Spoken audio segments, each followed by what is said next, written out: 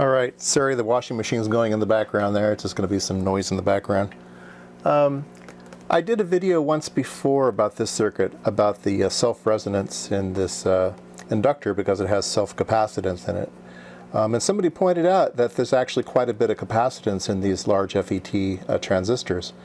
So I looked at the spec on the one I was using, and yes, indeed, mine had a typical of 375 picofarads, which is a lot. And so the capacitance that was due to the self-capacitance of the inductor was in addition to this big capacitor down here. And they surmised that this one would swamp this one. So I wanted to test that theory out. So let's hook this up first, okay? And this is what we've got. Let me do a single sweep. Oops. All right. So that's what we get. We get a nice ringing, and we can measure the frequency of that. So here's a screen capture of this particular resonance, and then we're going to measure the frequency of this ring using cursors, okay? And the cursors are telling us it's about 425 kilohertz. So that's this resonance with the self-inductance and the self-capacitance and the FET capacitance. So how do we remove that FET capacitance? Well, somebody suggested I just measure it and then mathematically remove it, but I had a better idea, or a different idea. I should say it's a different idea.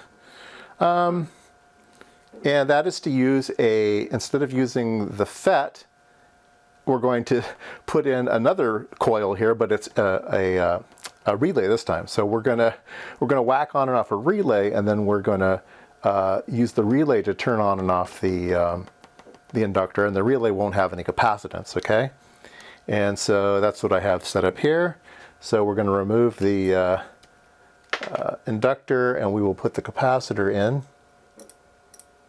And let me get my microphone over there. Oops. So you can hear the relay whacking on and off. All right, so the relay, let's see here, I need to put the inductor over here. All right. So it's kind of funny, the back EMF kicks the circuit and causes some other stuff to go on. But anyway, I did a single shot of that and got it to quiet down. Let me insert a screen cap. Let me stop this clicking.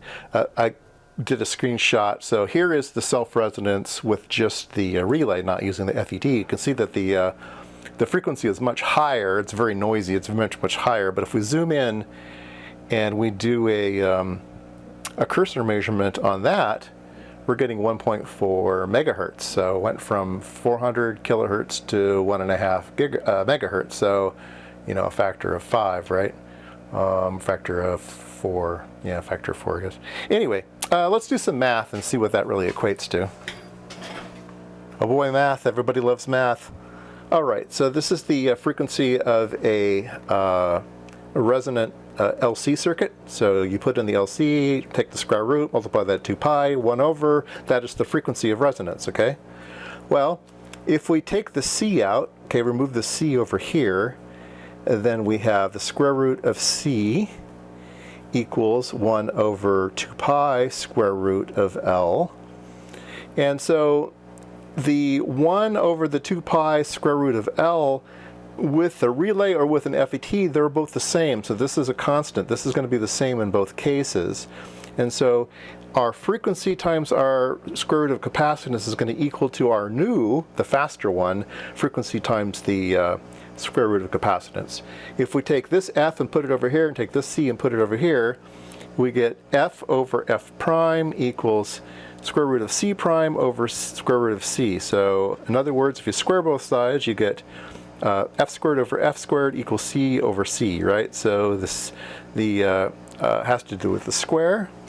So let's plug in some numbers. We had 1470 kilohertz, and we had 425 kilohertz, and we're going to square that. So let's do that.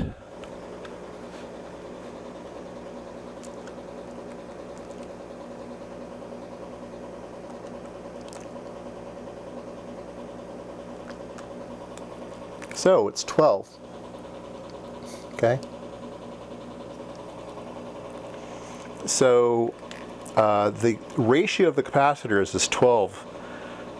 So yeah, so this one is by way bigger in capacitance than the other one.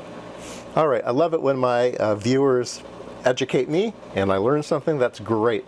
So what I've learned is that there's a lot of capacitance in these FETs, and the ringing that we see on DC to DC converters has a lot to do with the capacitance of this FET, and measuring the inductor all by itself is ringing much faster. So I thought this was a good way to do the experiment. And if you need to know all the equations, they're down here. But basically, yeah, the capacitance of the FET was about almost 12 times more than, at least 10 times more than the capacitance of the coil itself.